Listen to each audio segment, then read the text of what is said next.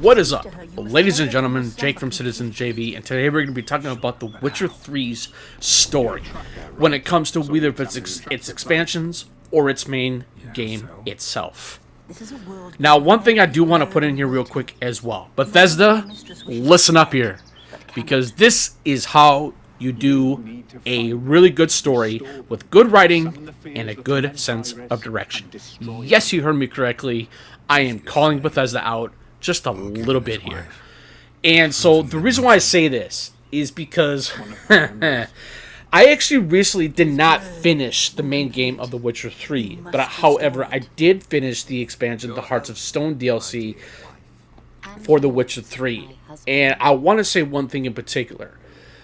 This game has by far the best writing, opposite of the main game itself, or a franchise that I have been known to love for many, many years, called the Legacy of Kain series. Yes, I'm doing a little bit of comparison here.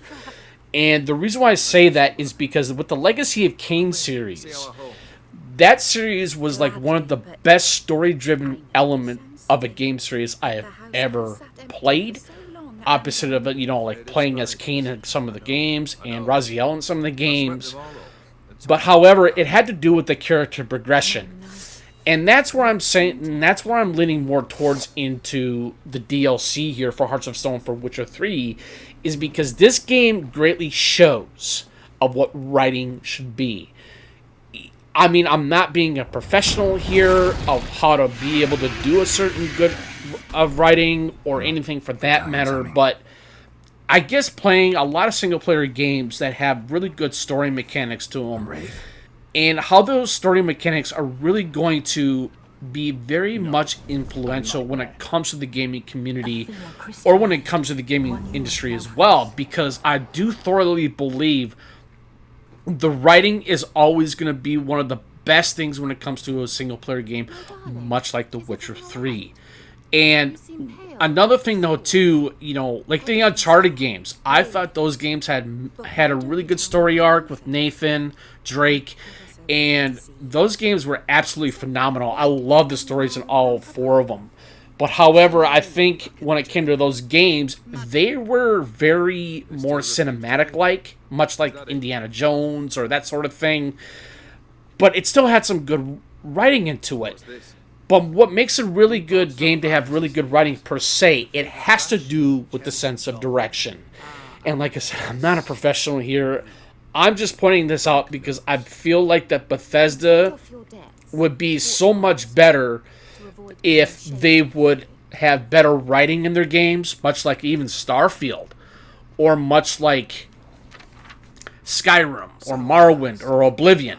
Now going back to what I was saying, is that Oblivion actually had one of the best writing or best story-driven games in a long time within Elder Scrolls, because I haven't played Morrowind, but I have watched a long play on that, and it was phenomenal. So I would say Morrowind and Oblivion had one of the best writings when it comes to the Elder Scrolls games, but I felt like when it came to Elder Scrolls V Skyrim, that game, it did have some good writing, but it's not as deep and robust and very well told in a very unique matter of way, much like what the Witcher 3 game does, or its DLC, much like Hearts of Stone. I am currently going through Blood and Wine, but however, that expansion is really good as well. And this is the reason why I decided to make this video on this, is because, like I said, I really want to have Bethesda really... I still think that they are a good company, but I still believe that they should follow what The Witcher 3 does in terms of its writing. I think, like I said, amongst from, the newer generational of games that we have now when it comes to single-player games, I really think that The Witcher 3 really beats Skyrim's writing to a T. Yes, you heard me correctly, and I'm not being negative about it. I'm just being open and honest about it, though, too. So that's where I'm going with this. Now, with the Hearts of Stone DLC in The Witcher 3, like I said, it was unique. It was very much similar to or different from that of the main game itself, because obviously you're always going to have different types of stories when it comes to side quests or with the main story itself, and that's where the story or where the writing comes in. And that's why I say, with the comparison of the Legacy of Kain series, because what I'm saying is that the character progression is what also makes the writing even better. And that's where I feel like that when it comes to The Witcher 3, the writing, like I said, it's one of the best. It's definitely one of the best when it comes to this. Even though The Witcher 3 is an older game, but however, this game actually ended up getting a free upgrade to the PlayStation 5 or the Xbox Series X. So what I'm saying here is that I do highly advise play this game. While this game is grindy, and you do have to level up, you do have to maintain your character to a certain degree by, repairing your weapons and repairing your gear, but that's where the fun of the game is, with its role-playing mechanics as well. And then I think that's where this game really, really shines, to where the writing is not always going to be the key factor of a game like this, but it has to do with how it's going to be written well enough to show a really interesting and provocative story. And that's where The Witcher 3 does it so well. It does it amazingly well. And so another thing I want to get to here is that I actually started playing Blood and Wine expansion not too long ago. And what I will say here is that this expansion is very different from Hearts of Stone DLC, because I love the way how the writing is in that expansion though too, because like I said, I believe when it comes to the main game of The Witcher 3 or Hearts of Stone DLC or Blood Wine DLC, each part of the game is always going to be similar or maybe somewhat different to that of what the writing is initially going to be like in each expansion or the main game itself. And that's where it sets the bar for me as a gamer, to why I think The Witcher 3 just does it unanimously and amazingly well done story arc amongst different types of characters. And that's where I was saying, having the comparison between, like the Legacy of Kain series, there was amazing character progression in that series. And that's where The Witcher 3 really thrives upon from that, though, too, because each character that you will meet in The Witcher 3, or even the expansions, Blood and Wine and Hearts of Stone, each character is always going to have a unique set of story. And I love that. I love that character progression. I love that progression system to where every character is going to be different from each other. And what I will say, playing as Geralt of Rivia is one of the most badass characters I've ever played as in a game, much like from Kain, from Blood of Man Legacy of Kain, or Blood of Man 2 Legacy of Kain, or even Legacy of Kain Defiance. But that's where I say, Geralt to me feels like, from what I pursued or what I thought about Kain in those games as well, in the Legacy of Kain series. So that's why I love that comparison, because there's always a good comparison of how these characters are going to intertwine amongst themselves and how they are going to be able to initialize certain types of conversations amongst other NPCs and vice versa. So that's why I said, Bethesda, listen up. I really think that you really should learn a lot from this game. Now, one thing I do want to put in here too is the armor sets that you get in this game, the weapon sets, much like the steel swords or like the silver swords.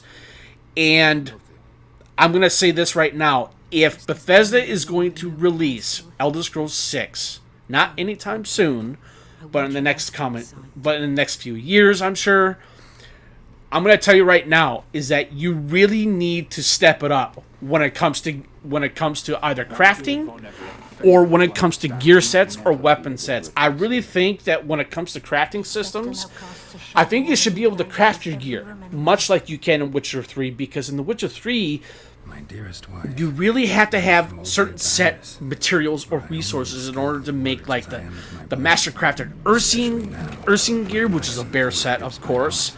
Or, like the wolf set, that's going to be part of the wolf, like Geralt, he is part of the wolf school.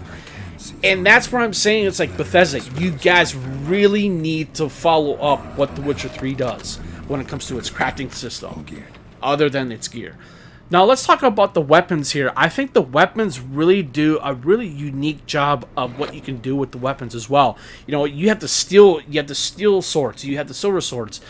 You can put different types of runes even in your gear, no matter if it's light, medium, or heavy. Much like me, I'm using the Ursine gear set for Geralt right now, but I have thought about maybe switching it up to either going back to light or medium. But however, the heavy gear is going to give you some better protection, but it depends on the stats. And that's where I was saying, especially when it comes to Bethesda creating the Elder Scrolls games, I really think that you should have, if you're going to be able to craft your weapons, much like you can in The Witcher 3, like silver swords or steel swords or even your gear, have some specific stats to your weapons or to your gear. And being able to possibly make some gemstones or something like that.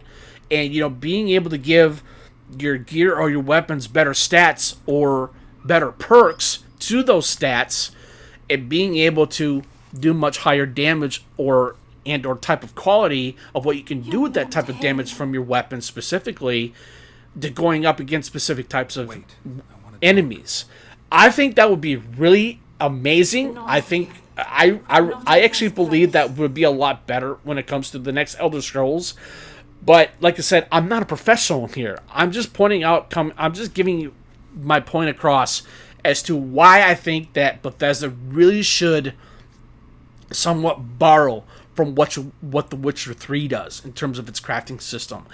And I actually thoroughly believe that, because what I will say here though too, the gear that you can make in this game, like I said, whether if it's the wolf gear, the cat gear, or the bear gear, or whatever, they all have their they all still have their unique type of stats and gear sets, right? But it has to do with what the gear set's going to look like each time when you level it up. By, you know, whether if it's like its normal way how it looks, or when you go up to Mastercrafted, it's going to look a lot differently. And so what I'm trying to get to though here too is that when you get into the Blood and Wine expansion, you're actually able to implement a really cool thing that you can really do. Much like that you can do in the Assassin's Creed games, much like Brotherhood or AC2 or Revelations, is that you can actually put armor dyes on your gear set in The Witcher 3. Yes, you heard me correctly. And that's where I was saying that when it comes to not just the gear sets or the weapons specifically, but more so on the gear side, is that you can give your gear really cool colors and bring out your gear style that you're using for Geralt. And it's magnificent. It's one of the best I've seen. And that's where I say it's like that kind of borrows from the AC2, Brotherhood, and Revelations, and it's just so cool. I love that. It's so cool. I love the robustness and the intricacy of the design of the color that you can put on your gear in The Witcher 3 as Geralt, and it really brings out the color. I mean, you can change the color on your boots, your chest piece, your gauntlets, your scarf that you have around your gear. You know, it's awesome. And you know, I tried some other different types of colors. You can do like purple, or you can do orange, or you can do brown, you can do gray. I mean, you have all these different types of colors that you can implement on your gear. And that's why I was saying it's cool. I love that. And that's where I believe. And the only way to do this, though, is that you have to go through the Blood and Wine DLC, which is a shame, because I feel like that. I think that they could have done that in the main game itself, but I understand, because, you know, they wanted to have the DLC very much differently to what, you know, the main game itself does. And you can't, like I said, you can't do that in the main game, but you can do it in the Blood and Wine DLC only. And like I said, I really wish that they would be able to implement that, but I can see why, because it's a exclusive type of thing when it comes to the Blood and Wine DLC, but it's understandable.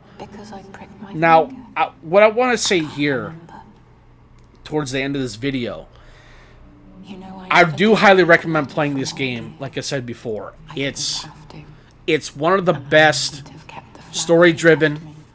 It's very deep. I love the interactions with the people that you get to interact with.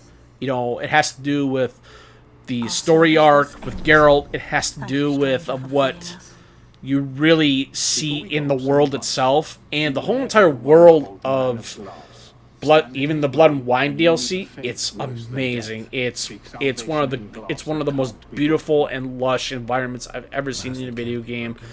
Opposite that of, you know, like Assassin's Creed Origins. I think Assassin's Creed Origins does a really good job on its full structure of the world itself, and being able to live in that in a game world like that. It's fantastic. Excuse me, and that's why I give a lot of props to CDPR. So what I will say in turn, I really greatly appreciate everything that I've been doing. I love what I'm doing, and I'm hoping that a lot of people will really appreciate the content that I will be pushing out. But like I said, Bethesda, listen to me, or listen to this. Do what The Witcher 3 does. I think you would really benefit and learn from this game. Peace out, guys.